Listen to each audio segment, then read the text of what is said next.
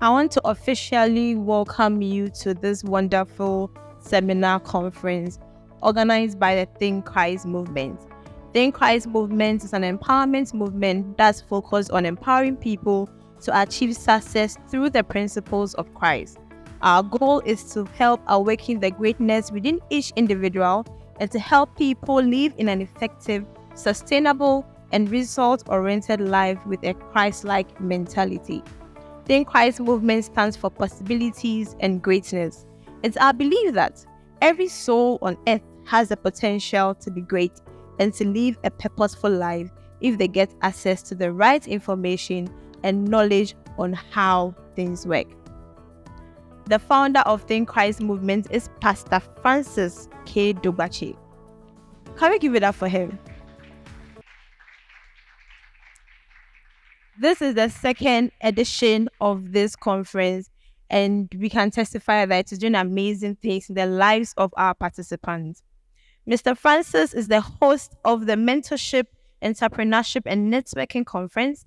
As a director and partner at Gentleak Flight Support, he seamlessly merges his business acumen with his passion for youth empowerment and entrepreneurship, believing fervently in the innate greatness within each individual. Mr. Dugbachi champions the idea that everyone possesses the potential for success. His diverse roles as a public speaker, empowerment coach, entrepreneur, certified flight dispatcher, and philanthropist reflect his multi-phased approach to uplifting others. Through monthly mentorship classes, Mr. Dugbachi actively empowers and guides ambitious youth along the path to success.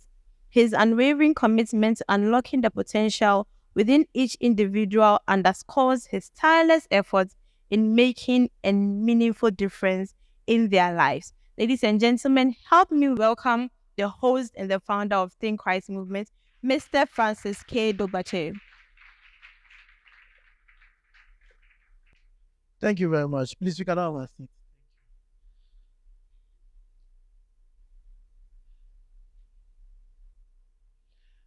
I want to welcome everybody once again, our distinguished guests and participants of this year's Mentorship, Entrepreneurship, and Networking Conference. I'm truly honored and delighted to welcome you all to this event. As we gather here today, we are embarking on a journey of self-discovery, growth, and empowerment.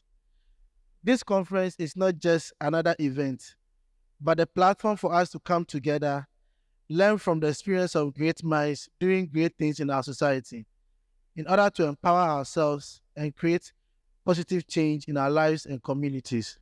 Mentorship, entrepreneurship, and networking are three critical components that play a significant role in our lives as individuals and help us achieve our goals. I think Christ is our belief that when we have access to the right mentors, build relationships with experienced entrepreneurs, and build a strong network, we get access to valuable resources, insights, and opportunities that can help us become who we desire to be. As a young graduate myself years back, I had the privilege to be part of a seminar. And at that seminar, there was a colleague of mine that was hosting it, and he was talking about unlocking your greatness.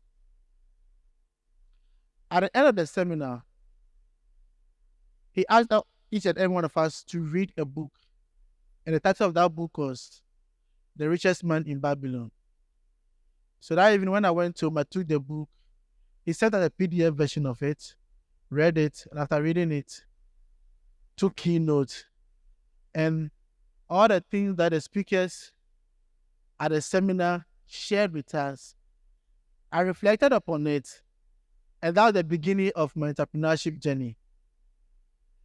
And I always say that seminar played a key role in shaping me to become who I am today. So we gathered here is a way of giving back to society.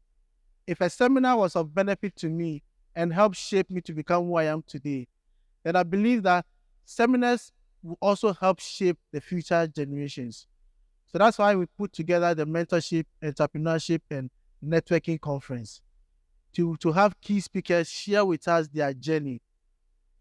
When they share with us, one thing that happens is that it gives us hope. There are times when you hear a speaker talking and he tells you where he began from, where he started from. Sometimes you see yourself at that same spot, and a voice within tells you, if he has been able to do it, you can also do it. That's the key focus of why we've gathered here today. When we talk about mentorship, entrepreneurship, networking, with the rise of unemployment among the youth, we believe that it will offer a pathway to job creation and economic growth when the youth are encouraged to start their own business.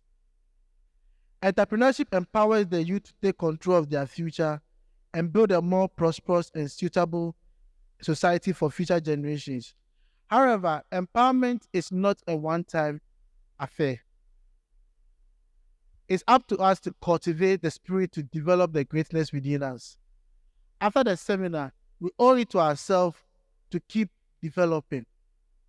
So I think, guys, what we came up with was a monthly mentorship seminar, whereby we have monthly mentorship class. We invite speakers to come on board to share their experience. So after the seminar, we still have monthly programs for those interested and those willing to learn more. Because we believe that empowerment shouldn't just be a one-day thing, but a continuous thing. So in conclusion, I want to honor the prayers of all our speakers here and say a big thank you to every one of them for accepting to be part of this program. One of the most important messages that I hope you take away from this conference is the importance of self-discipline, and perseverance in your journey. You need these two things if you want to come out of whatever situation you are in. No matter what you are told or no matter what the speakers say, if you lack the self-discipline to make it a part of you, it will end at nothing. There are times you hear people say they should tell us the shortcut secret and not the law. We know there's a shortcut. No, we are trying to avoid self-discipline. The process they share is what will work for each and every one of us. So whatever is shared with us, let's have the self-discipline to practice it and put it to use. So once again, welcome each and every one of you to this year's Mentorship, Entrepreneurship, and Networking Conference 2024.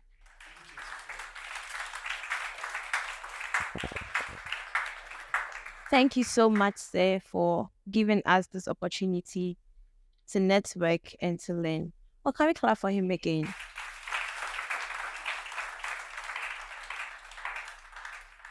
I'm going to be inviting the next speaker. I'm not taking the job from my co-MC. She's one of the most efficient, but I need to introduce the next person. As for this one, I have interest because he's a politician. I have interest because he's a politician. Not the kind of politics that brings you to partisan relationships, but the kind of politics that give you an understanding of somebody who has worked in the interest of the youth. Ladies and gentlemen, and has influenced a lot of youth leadership in the political area of business. He is known for his strong leadership skills, dedication to public service, and his efforts to promote youth development, social justice, and the Pan-African agenda. This gentleman has a distinguished career in politics and has several governmental positions. He held several key roles, including that of a member of parliament, CEO of the National Youth Authority, board member of the Youth Employment Agency, board of the Duke of Edinburgh's Head of State Award, the board of Ghana's Standard Awards,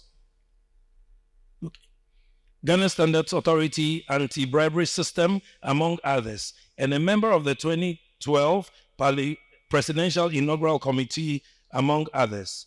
Throughout his time in public service, he has consistently demonstrated committedness to improving the lives of people he represents.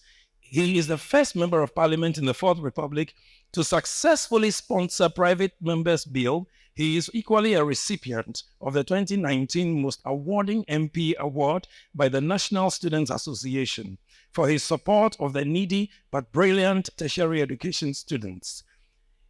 Even though he spent only 4 years in Parliament, he is seen as one of the most impactful MPs of the 7th Parliament.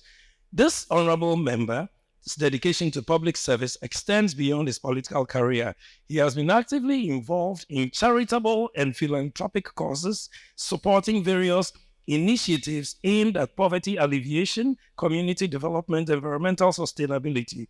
He firmly believes in the power of collaboration and actively encourages public-private partnerships to achieve sustainable development goals. Throughout his career, he has earned the respect and the admiration of constituents, colleagues, and the public at large. He is widely recognized for his integrity, transparency, and fairness. In March 2022, he petitioned Parliament over absenteeism in Parliament, a move that saw the dragging of some MPs to the Privileges Committee to answer very important questions. His sense of patriotism and passion for public service and unwavering commitment to youth development and social justice serves as an inspiration to others. Distinguished ladies and gentlemen, now the person I'm going to introduce has his name as R, a man who's very realistic. He has a lot of abilities, very specific in his drive, and has been a member of parliament with an understanding of a balance that is well created by reason. And he's up to the task of bringing this knowledge to bear, which is the key that earns his name as profile of a man as profiled Honorable Ras Mubarak. Did you do that? A good network can open an important deal. Yes, indeed, my friend. It's important that we expand our network and ignite the world of possibilities. And that is why I invite you to this exciting conference on the 2nd of March 2024 at the Airport View Hotel. You would be joining me, Ras Mubarak, and other exciting speakers as we share experiences with you on these important topics of mentorship, entrepreneurship, networking. It's your opportunity to build your confidence, to reach out to new possibilities, and to ignite the fire in you to achieve more in whatever it is you want to do. See you there. Thank you very much indeed. A very good afternoon to all of you, and to distinguished speakers as well. There's an old Akan adage that Aburojariana in Suasa, with a distinguished personality in the person of Captain Prince Kofi Amwabin speaking before my turn. It makes it a bit difficult, daunting, but equally exciting. So I'm humbled to be here to share my experiences with you. And I'll begin by commending Mr. Francis for organizing this event. I think he deserves a round of applause. Earlier on, Stephen did mention that when he was growing up, he didn't have, mentorship opportunities like this.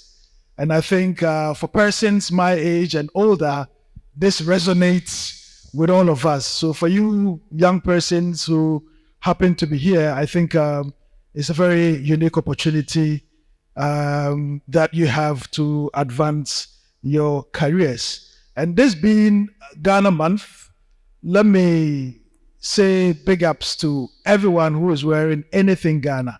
I think we have got to be proud of this country, Ghana. It's a great country, and if we all believe in the country Ghana, we can make it and turn it into what it is. And of course, a very big round of applause to Mr. Prince Kofi Amwabin at 72. And ladies and gentlemen, he celebrated his birthday just last week on the 22nd of February. At 72, he still looks very good. And that is testament to discipline. And these are some of the things that we require for you to take home with you.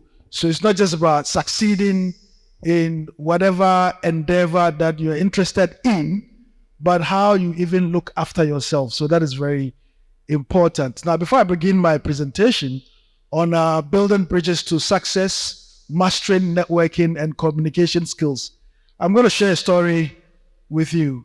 I'm a Ghanaian, proud one, and I believe in Project Ghana. Now, there's this story about some 17 Ghanaian professors who were invited to sit in an airplane for a trip abroad. When they were all seated and ready for takeoff, they were told that the plane was made by their own Ghanaian students. Shocked and alarmed, very shocked and alarmed. I mean, we are not notorious. Boeing is made somewhere else. Other airplanes are made somewhere else. We are not notorious, for making planes. So these professors became very, very alarmed. All of them, interestingly and predictably, jumped out and ran out of the plane. Leaving, ladies and gentlemen, only one professor in the plane who was very calm and composed. Now, he was asked why he wasn't surprised, and why he was still seated whilst his colleagues had jumped and ran out of the plane. He simply said, if this plane was really made by our own students, trust me, it won't even start.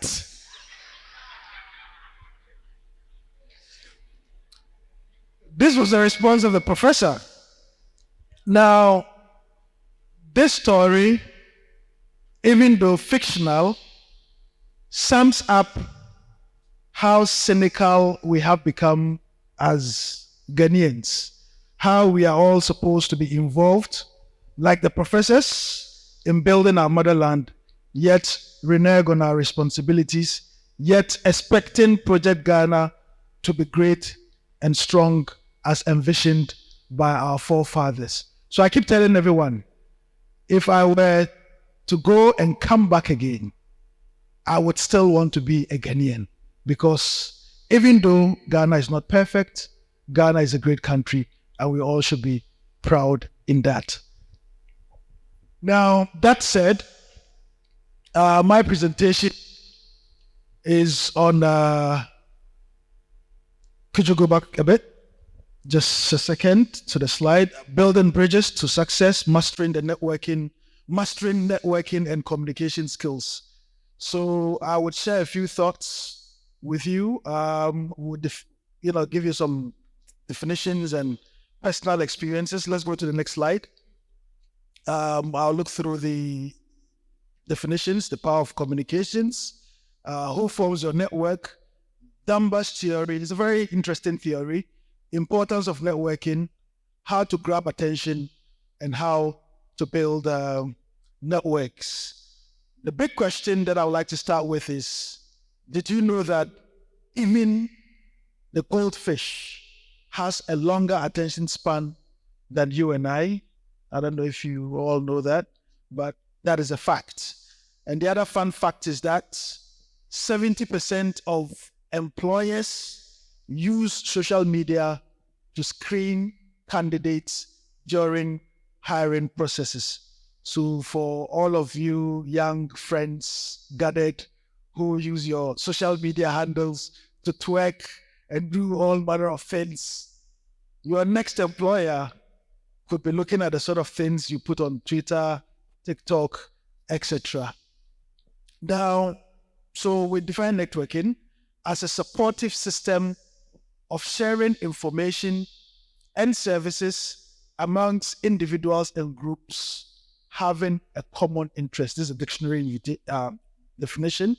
Another definition is that networking is creating a group of acquaintances and associates and keeping it active through regular communication for mutual benefits. A lot of us don't keep our networks active. We make friends, we take the number, and we never call, we never text, we never say hello until we need something. And Amma, I saw you wearing that nice dress. Can I borrow it? Or Kofi, I'm in a bit of a fix, and I thought you would be able to help me, get out of that fix. If you have established network, it is important that you water it. Just think of a flower. You plant a flower, and what happens if you don't water the flower? The flower dies. Same way, if you establish a network, if you don't keep it green, if you don't keep in touch, that network dies and nobody is interested in that. Now, communication, the art of imparting or exchanging of information by speaking, writing, or using some other mediums. We all know this. So, communication is the power behind networking. I'd like to ask you a question. How many of us here we're just in the month of March, how many of us read a book or books and completed them in the month of February? Could you show by hand? God bless you. Now, out of a room of probably 200 participants, we were 4 people who read a book cover to cover. It would surprise you, or shall I say, it should not surprise you, if in the next year you see those who actually read a book cover to cover doing very well whilst you are lagging behind. And if we really, really want to be successful in whatever we do, whether it's business, whether it's the ministry, whether it's politics, Stephen mentioned this earlier, we've got to build libraries, you've got to read books, and from today going, I do hope that you would make it a point that at least in every month, you would start and complete one book. It works like magic. It's worked for me. It's worked for many successful people, not just in our country but around the world. And I have absolutely no doubt in my mind that it would work for you too if you made that a habit. So we'll go to the next slide. Who forms your network? Interesting question. The people you have known in the past. So your classmates, schoolmates, you lived in a neighborhood, you met some people, you got to know each other, they form your network. Former work colleagues, they form your network. People you know now, people you work with, people you are in the same school with, people you are in the same neighborhood with, they form your network. And people you would know in the future. I'm meeting some of you here for the first time. There may be exchanges of contacts. You're meeting some distinguished personalities for the first time. There may be exchanges of contacts. These are the groups that form your network, and you have to keep that in mind. Now, what is the Dunbar's theory? It's a very interesting theory. The Dunbar theorized that once a human makes more than 150 connections, the social group becomes less cohesive and will begin to split off and collapse. He went further to say that the maximum number of people with whom you can maintain an effective relationship should be 150 people at a time, and that the number of people one can manage differ based on personalities. That is also important. And so this is a Dunbar's theory. I don't know if you can see from where you are. So if you can call 5 people your intimate. Somebody may be your friend, but a person may not be an intimate friend, right? So there's a difference. And there's a difference between an intimate friend and a close friend. So Dunbar theorized that maximum 5 people should be your cycle of, intimate friends. And 14 should be your circle of close friends. And acquaintances, people you know as a result of work, as a result of school, as a result of where you live, and the sort of things you do should be up to 150. Extended plus or minus 450. Anything beyond that, Dunbar theorized that is chaos. And can you imagine managing 450, network at a time? It's really, really difficult unless you don't have any job, unless you're not studying, unless you're not doing anything. And all you do when you wake up is to be on WhatsApp or whatever medium and be texting and checking up on people. So it's important to have this at the back of your mind, that keep it tidy, keep it neat, keep it close, but keep it important. 5, intimate. 14, average, close. 50, friends, people you could actually call friends who would be there for you any day, anytime you wake up and you call them, they are there for you. Extended, 150, acquaintances. Acquaintances 150, extended 450. That should be about it. Next slide, please. Now, the importance of our professional networking. In today's hyper-connected world, professional networking has become an indispensable tool for career growth and success. According to a study by LinkedIn, 85% of jobs are filled through networking. Through networking. It's very important you take note of that. A survey by HubSpot found that 79% of professionals say networking has been crucial for their career success. And indeed, it's a given. There's a job opening, because there are a number of applicants.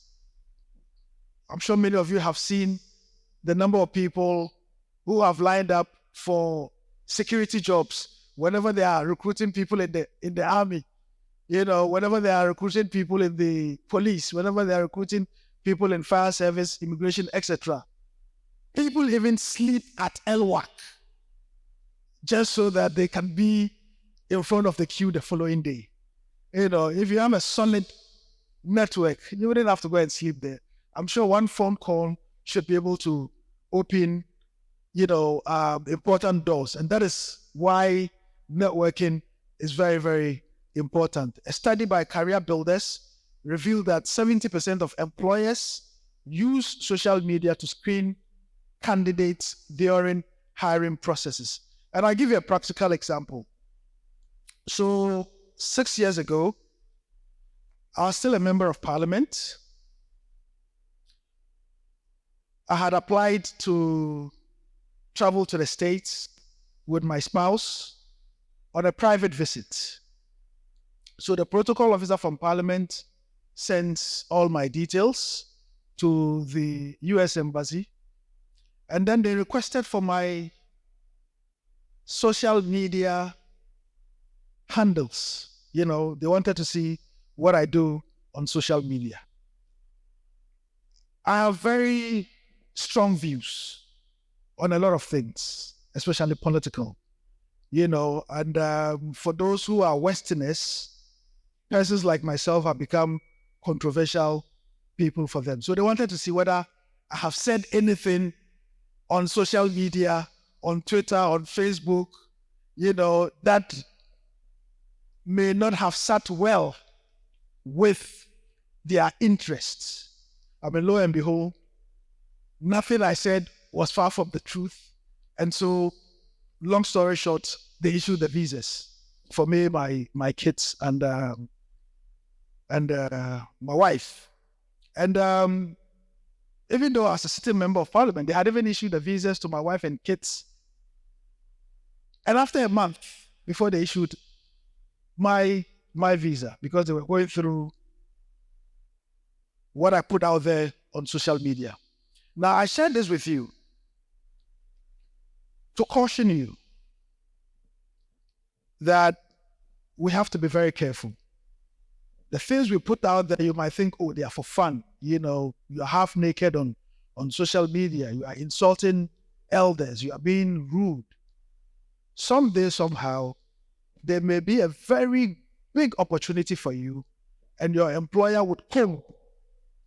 That's why they say the internet doesn't forget. They would comb everything you've... And since Facebook has been in existence, I've been posting from its inception till date.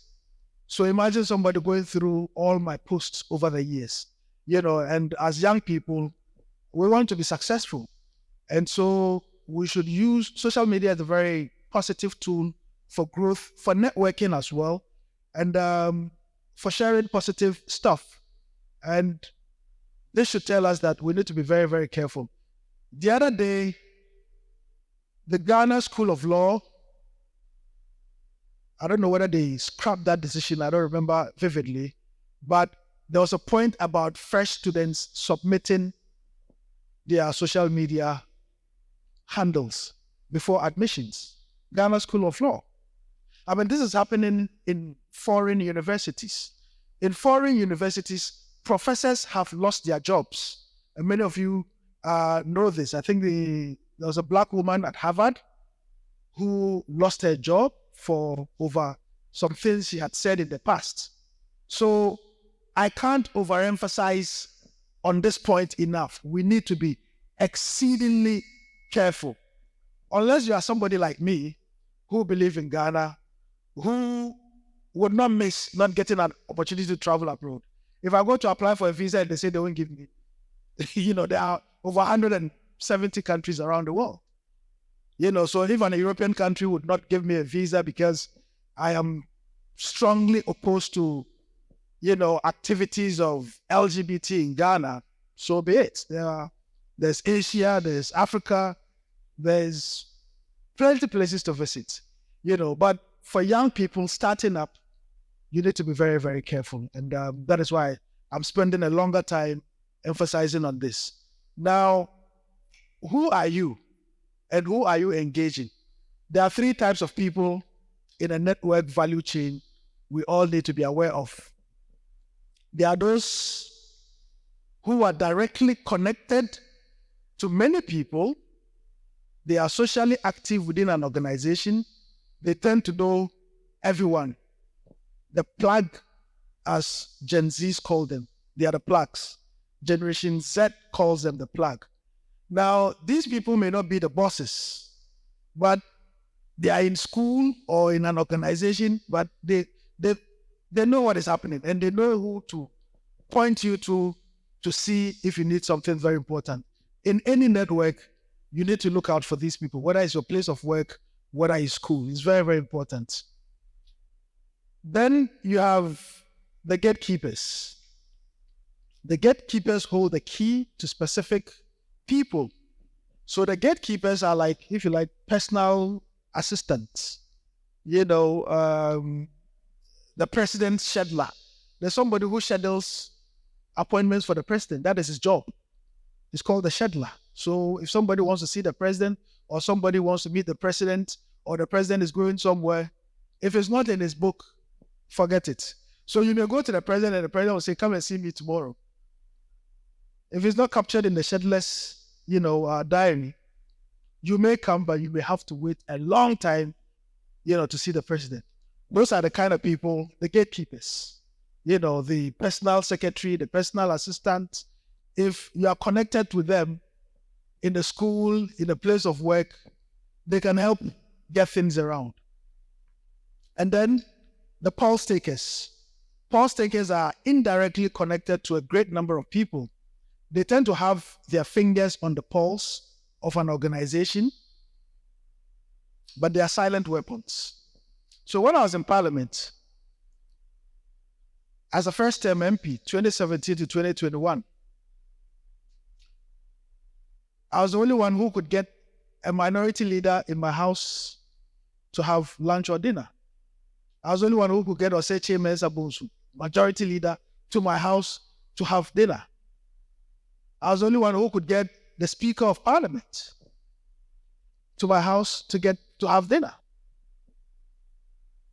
I'm not saying this to brag, but saying this to tell you that irrespective of where you find yourself, that your network could be so valuable, could be so rich that you could actually play with the big boys, and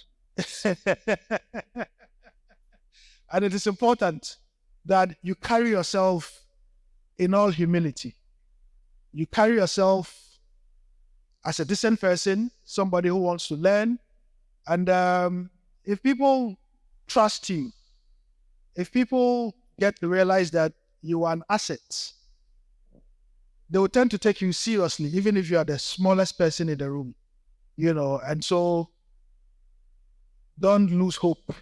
There's a brighter future for all of you, and many of you can do and achieve a lot of greater things than myself, Kofi Amobeng, Stephen, Dr. Catherine and everybody else who will be speaking to you may have achieved in their lifetime. It is only in your mind and how you want to carry yourself. And that can only happen if you don't lose your communication skills. Because it's communication. Networking is communication. You are in touch with somebody, you don't know how to communicate with them, you don't know how to express yourself to tell them how you feel, whether it's business, whether it's friendship, whether it's family, etc. It becomes very, very difficult. And that is why, for me, I would always emphasize on getting the communication tools right. We are in an English-speaking country, right? So our means of communicating is English.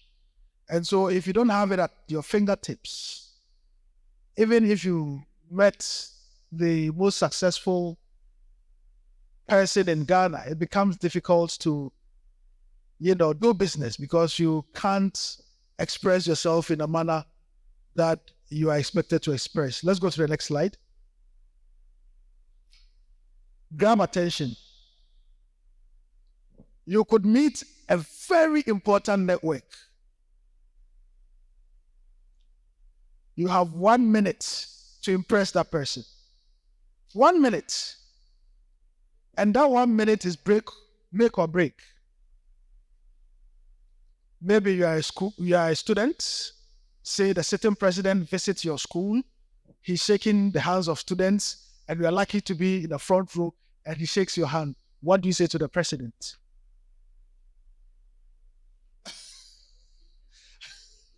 You meet a business person accidentally, maybe in church, maybe in mosque, maybe at a gathering. You happen to be in the same pew with him. What do you say to the person? You can't start a conversation. You can't say, you have 60 seconds to make an impression. Maybe you're going for a job interview. As Captain Prince Amabwin said, he personally did the assessment. So in 5 minutes, he could tell whether you are a credible loan seeker or not. So you have that 1 minute to make an impression. And if you don't have your tools, your P's and Q's right, you'd blow it. And and that is why we, put this there, that averagely, the goldfish has a longer attention span than humans. A human being's attention span is 8.25 seconds. You need to be able to grab people's attention by the things that you see.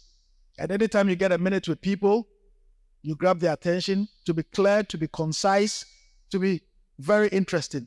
Now, if you're not well read, it becomes very difficult. Say you meet somebody who is successful, but the person is in finance or banking. You studied geography. That is, finance is not your sphere. It's not your forte. How do you strike a conversation with somebody who is in finance if you're not well read? It becomes very, very difficult.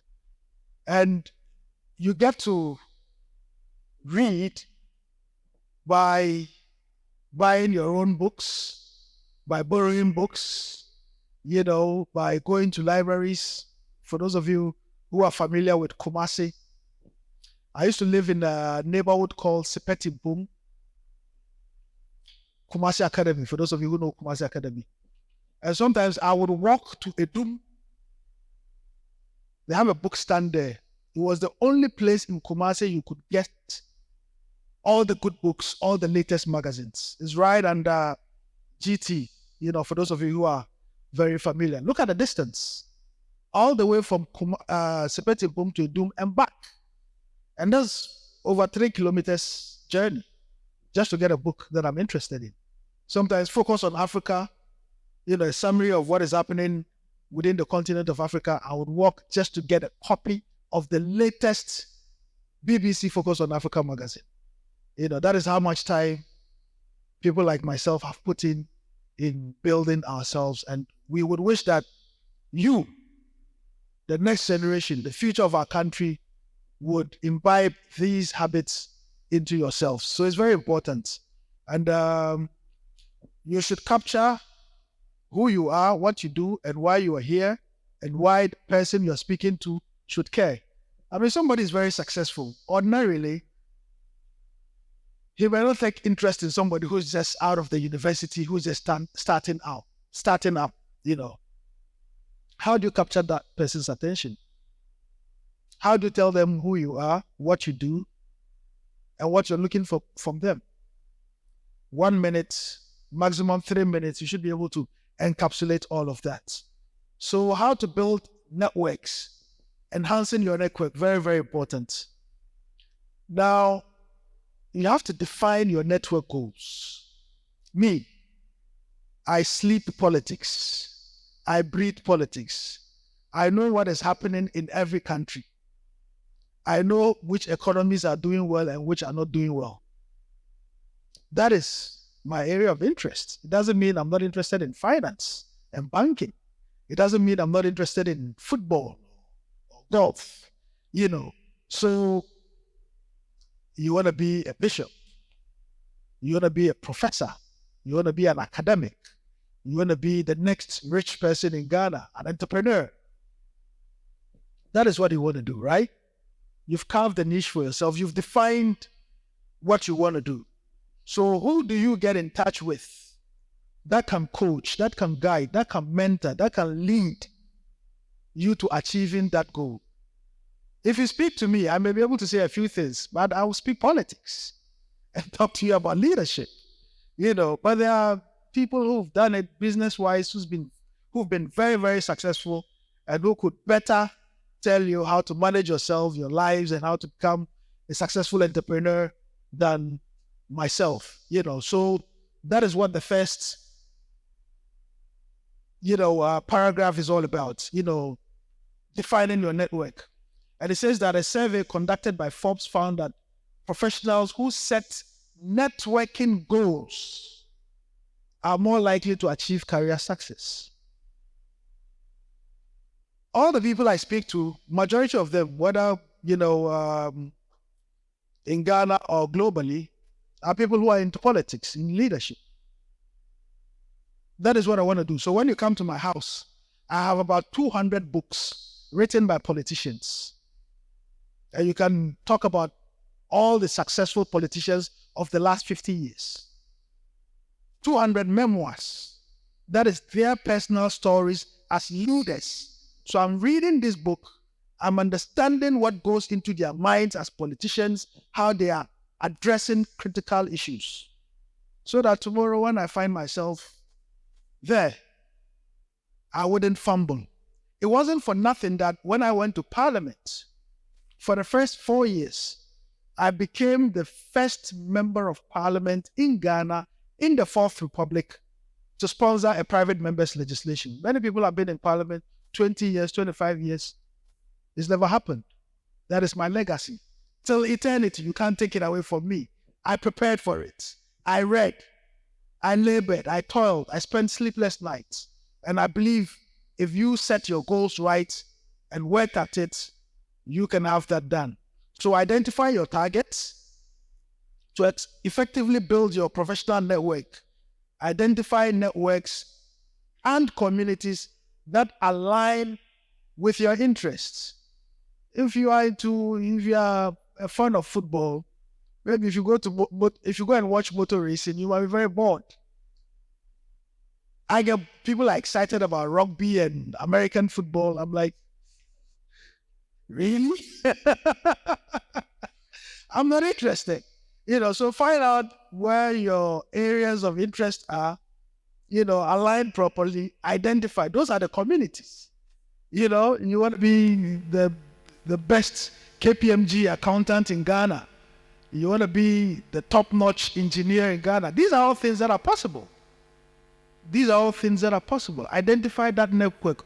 Who are the people in that particular sphere who have made it? If you can't get in touch with them directly, there are people who've made it in that area. Read their memoirs, look for their books and read and see how they did it. And I believe it would work very effectively for you. 85% of our jobs are filled through networking. We've said this time and again. According to LinkedIn, networking. So all of you young fools who are here, you are blessed. When we were growing up, and I don't know whether it was because of our address. If it was there in the 90s, I don't know. But to have sessions like this that are for free, no. We never had that. So we had to learn the hard way. And that is why I have enormous respect for Francis, for what he's doing.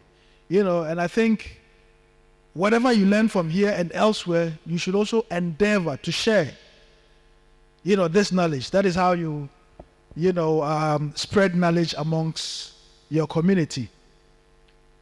So attend networking events like this. Actively participate in networking events, both online and offline, to meet professionals and forge new connections. A survey by Eventbrite revealed that 95% of professionals believe face-to-face meetings are essential for long-term business relationship. You want to do business with somebody who's always online. There are trust issues, especially for, those of us who are in Africa. So it's important that face-to-face events, there are people who are watching this event online on their social media pages. But you have a lot of opportunities. Some of you might have already taken Prince Kofi Amaben's number. Some of you might have already taken Stephen's number. Those of you who are here face-to-face, you have a better advantage, than those who are watching online. And then cultivate authentic connections. Let it be genuine. Let there be sincerity. You're looking for the network to grow. Not because, you've identified Ras. Ras is a politician, so he has stolen Ghana's money enough to be able to give me some. The perception is that all politicians are thieves, right?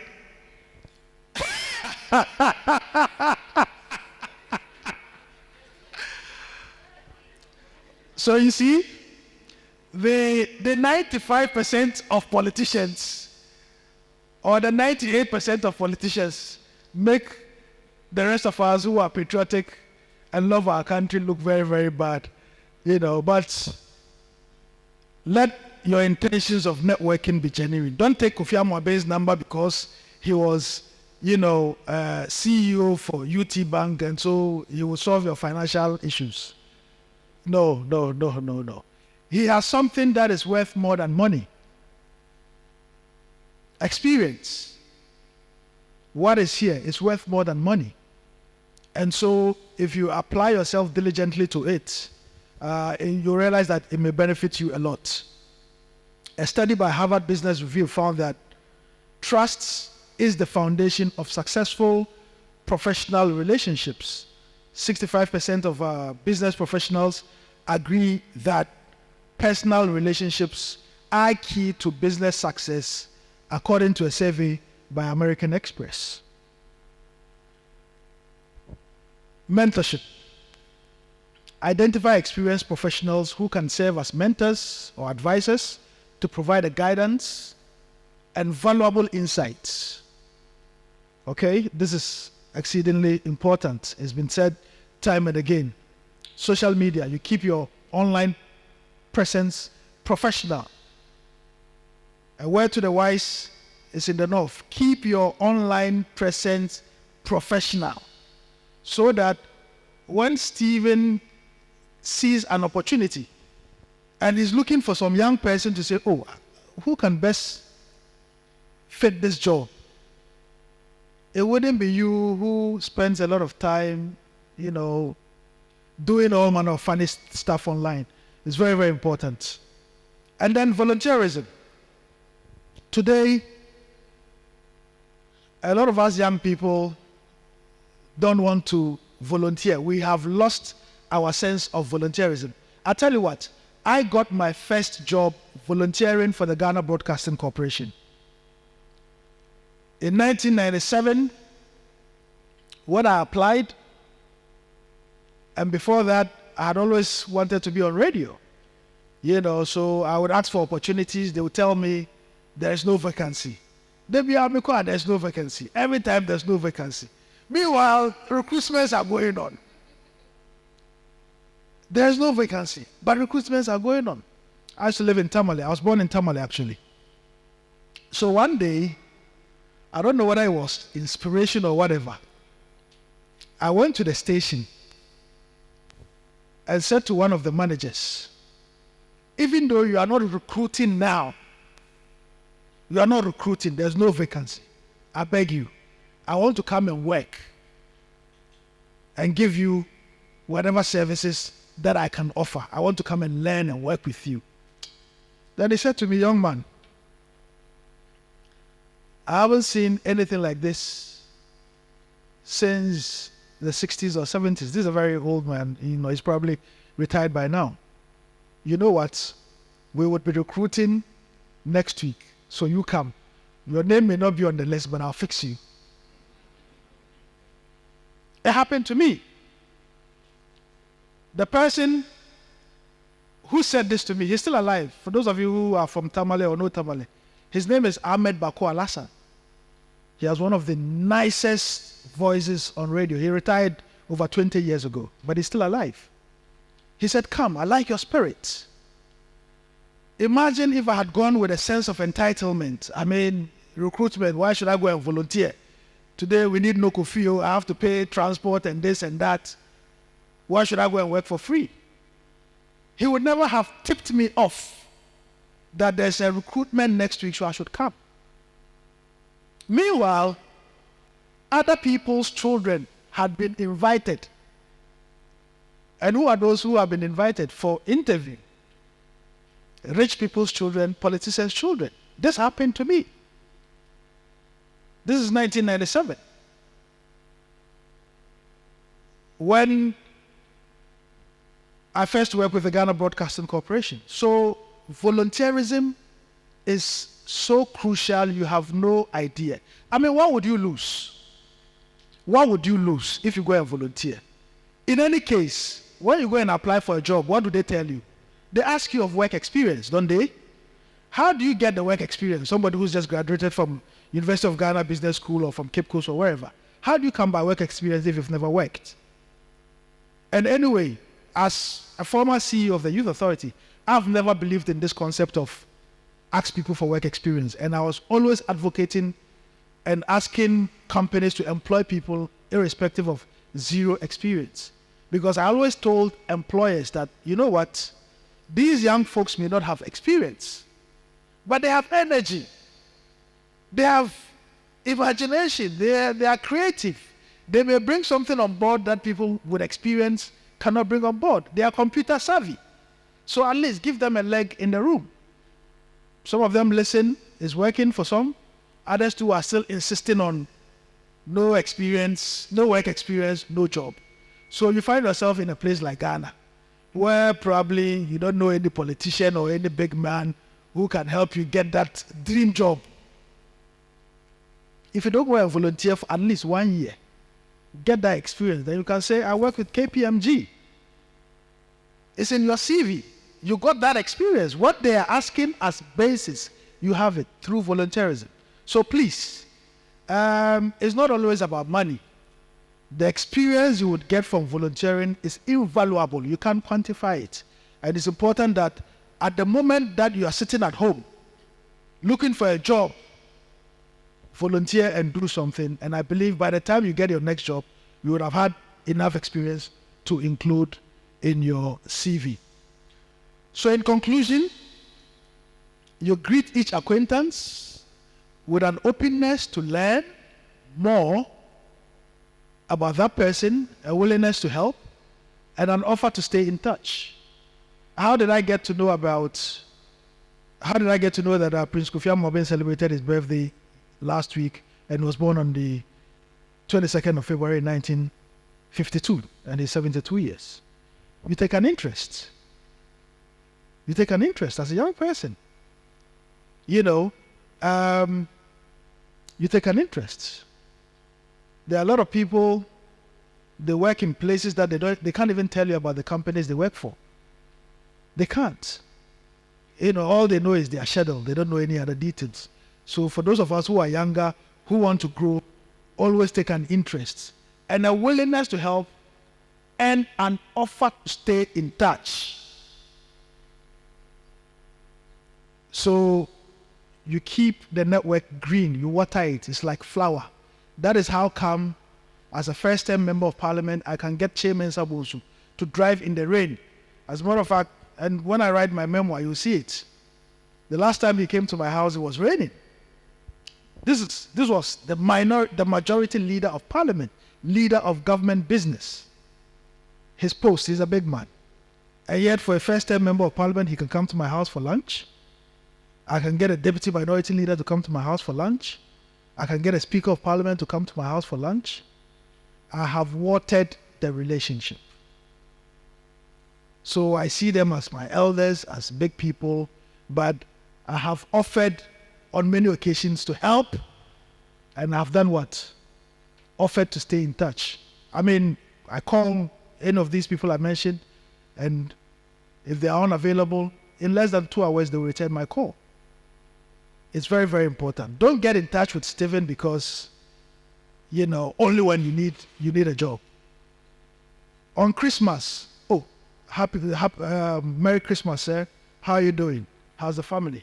On his birthday, even if you don't have a bouquet of flowers to give him, even if you don't have a bouquet of flowers to give Francis, happy birthday, sir. You wish him well. It's enough. You do that 2-3 times, the person will take an interest in you, and will tell you that this young man, I also need to help them. So if they have a good book, they'll share with you. If they have a good network, they'll share with you. There used to be a Joy FM reporter who was reporting from Parliament. When I travel, one of the things I do the most is buy books. So in every room in my house there are books, and my kids, as young as 7, could read big books and understand what is happening. I saw a book in the US. I bought one for myself and I bought one for him. In spite of the fact that he was a reporter, and ordinarily big people would look down on reporters, but there was something about him. There was something about him that I thought I needed to, support him, get up there. Today he's doing his PhD in the US, and so I want to thank you very much, Francis, for inviting me to speak with my fellow young men and women. I'm not an old man, so and to share my experiences and to tell them that it is possible. It is possible. And you can make it right here in Ghana. Right here in Ghana. I lived in Glasgow. I lived in Norway. And after I finished my program, like, what am I doing here?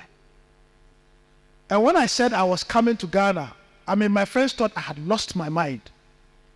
I said, no. Ghana offers enormous opportunities that if we applied ourselves, we can make it. But how did I succeed? I succeeded because I prepared myself. So don't wait till you get an opportunity before you prepare. I used to want to be a pilot growing up. I'm a 70s, baby. So we got inspired by President Rawlings. Used to watch him. And one exciting thing? When he left office, I was there one day when a network called me. The person is called Honorable Kofi Ato. And he recommended that President Rawlings was looking for people to do speeches. And I write a lot. And so he's recommended me to him. And that is how my relationship with President Rawlings started. That a young boy from Tamale who watched his president on TV, who got inspired all of a sudden, is sharing the same space and writing things for him to read It only takes preparation. It takes the grace of God. So I tell you what, I'll leave you with two things. You've got to work hard as if it depends on you, because really and truly it depends on you. But you also have to pray as if it depends on God, because really and truly it depends on God. Without God, you can't make it. And I'm not talking about the kind of lazy prayers that Muslims and Christians engage in. No. I mean, there's 5 times prayers for Muslims. Christians go to church on Sundays or Saturdays, depending on their denomination. No, I'm not talking about that kind of prayer. You pray without ceasing. You wake up at 1 a.m. How many of us can do that? Look at how nice sleep is. And now, sleep is the most fun thing. Sometimes you even feel like using the washroom, but the sleep is so good you don't want to get out of the bed. But, come to think of it, if you want something badly from God, what do? You go to church on Sunday at 10 a.m. and close at 1? Anybody can do that. That is ordinary. So when Stephen and Captain Amwaben tells you about doing something extraordinary, even with your relationship with God, that is what you need to do. How many of us can wake up at 1, 2, latest 3? Because that's the time that the average person is asleep. That is the time that the average human being is asleep. So you want God's grace. You've got to do something different. You don't have to just pray 5 times in a day. That is too ordinary. You want to be successful, what do? You want to pass your exams, what do? You spend extra hours. In it, you spend extra hours, right? You burn the midnight candle. So you want God to bestow favor on you. Then you do your regular Sunday church, 9 to 12, and then you're done. No, please. Wake up in the middle of the night, when it's dark and quiet, and tell God, your humble servant, I come before thee, asking for A, B, C, and D. And in God's name, it will be done. Thank you very much.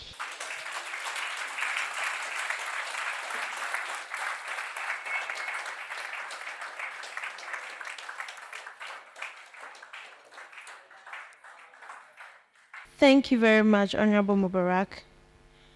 The goal of networking is making friends and building lasting, beneficial relationships. In light of this, we are going to give ourselves 2 minutes. Just get up from your seat, go to somebody and ask the person, introduce yourself. My name is so and so, I do this. Who are you? You may never know. You don't want to get up. Oh, let's get up.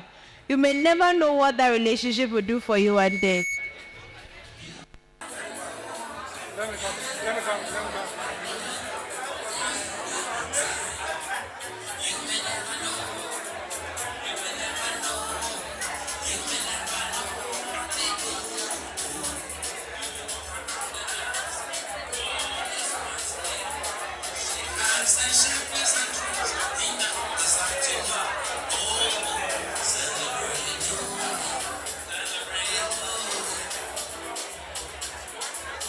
Slap us.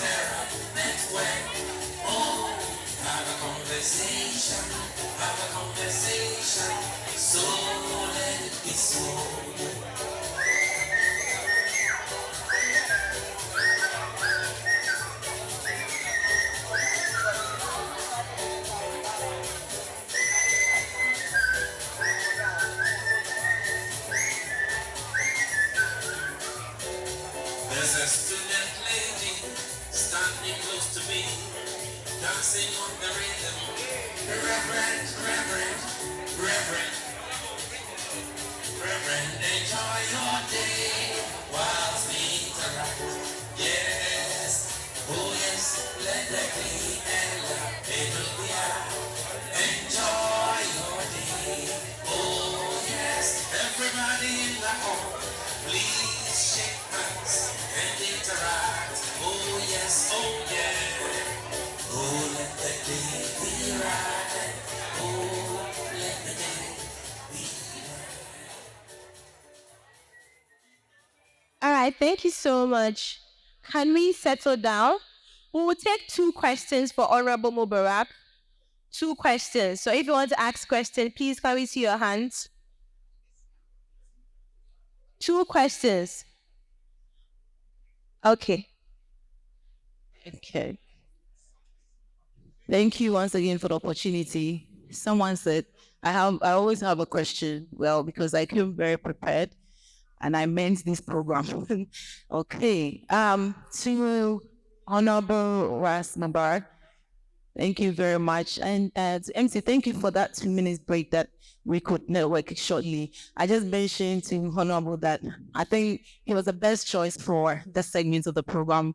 And a big clap to Sir Francis organizing this program and making this network communication one of it. Because apart from that, I don't think this program would have been even any useful, because this is why we are actually even here for a mentorship and entrepreneurship network. My point to you, Honorable, I'll be happy if you make your submission to this particular point. As a marketer, as a business development person, I rock into business doors with hopes of opening and closing businesses. And one of the major challenges people like us face is within the conversation of gatekeepers. A lot of the times I go into institutions, and like you rightfully said, if you're not careful relating well with gatekeepers, they will stop your business right at the front. And you probably don't even get the opportunity to enter the door to even make your business submission, talk of things in a business. I believe, like you wrapped up to say, networking takes time. It takes us to nurture it, and it takes us to put in some efforts, as well as give as much as we can also to get what we want. So it's actually a process, if you ask me.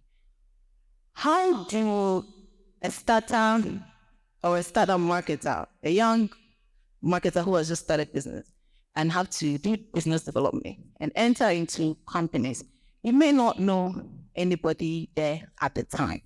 So your best entry point is the gatekeeper. And this is a gatekeeper for whatever reason.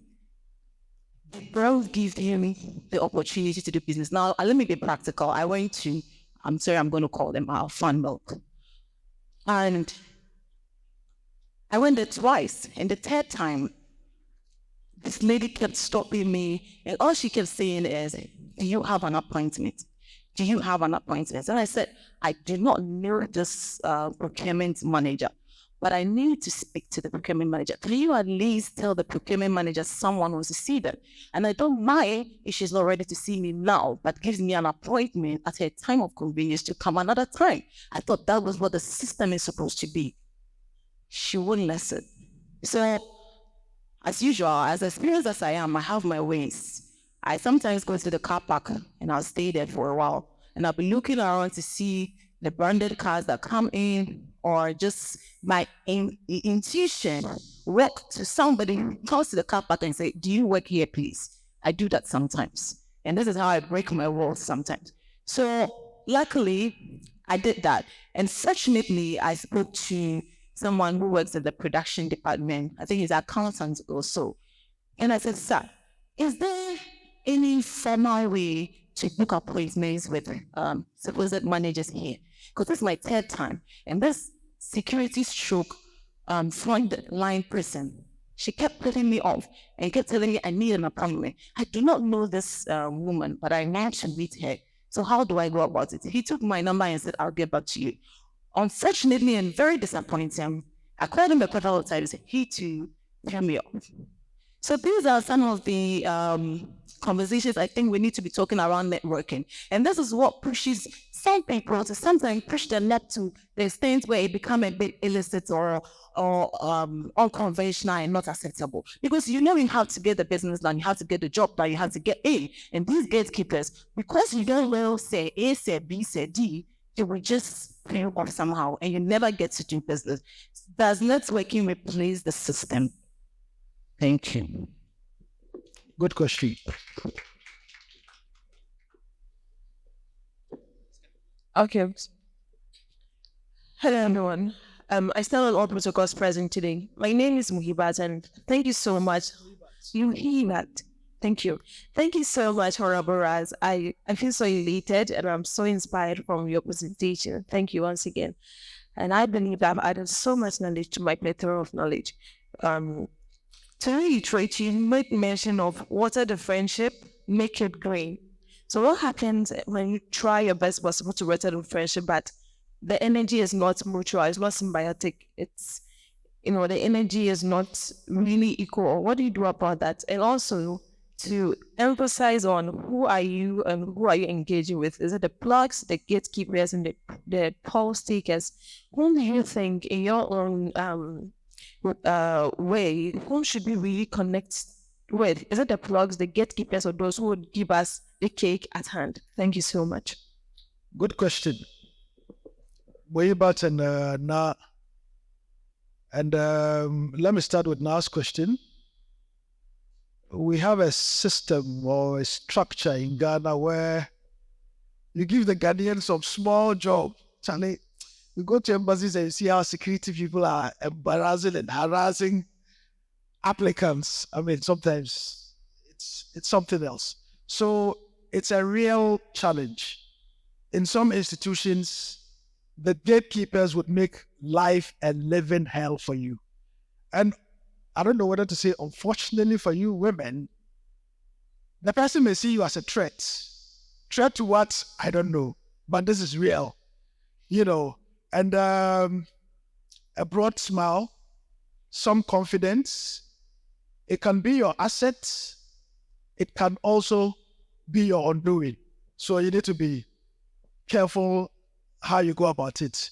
There are people who would feel very intimidated about a confident looking someone coming to meet the CEO. For all they know, you may be coming to take their job. So, they may not want to smile nicely at you. How do you go about it? There is no magic wand. There is no silver bullet. There's no clear-cut way, because some people are just difficult. No matter what you do, no matter how nice and pleasant, you are smiling at the person and she's been rude or he's been rude. When you meet people like that, you just can't help it. But of course, it is not in your place to also be rude to them. Sometimes you can crack a joke to disarm them. I mean, the person is uptight. He's, probably the person might have had a bad day, whatever. They are not relaxing. You can, or you can even compliment them. Nice shoes. Ladies like to be complimented a lot. Nice shoes. That can loosen her. Right. Oh, okay. This person is interested in me. Or, even if the shoes is not, just say it's the nice shoes. So that might work. Now, in terms of getting appointments, as Ghanaians, we don't have good work ethic.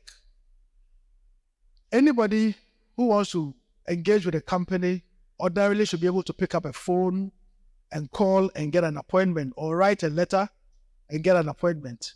Even at our level, there are times when we write and it takes eternity to get a response. And you're like, how do we become efficient and effective if we are behaving this way? Somebody sends you an email, it doesn't take forever to respond to the email, but you realize that it takes forever to respond to the email. So no clear-cut way of going about it, but my way of dealing with it would be to disarm the person. Smile, crack a joke if you can, compliment them, say a nice thing. If you go the first day, the next day you are coming, oh, I think your hair is nice. I saw a brooch and I brought you one. It's not to bribe them, it's only to get your way through. So that may work perfectly. Muiba, what was your question again? I'm sorry. Muiba, what was your question again? However, literally, I was saying that some people don't give back the energy you put in when you try to alter the network, the friendship, and also in your own way, who would you think would be the best option for us to connect with? Is it the blogs, or the post takers, or the the gatekeepers? Thank That's you. fine. I mean, if you can talk to God directly, why talk to an intermediary? If you can get access to the boss and let him be the contact, why use the plug or a gatekeeper? You understand what I mean? But in the absence of having direct link with, the boss, the gatekeepers, as the name implies, they are the gatekeepers. So you could have good relationship with a plug. If the gatekeeper doesn't want you to see the boss, you can't see the boss. End of story. So gatekeepers are good people to be in touch with, and to keep in contact with, especially for big businesses, but always aim high, be in touch with the boss if you can.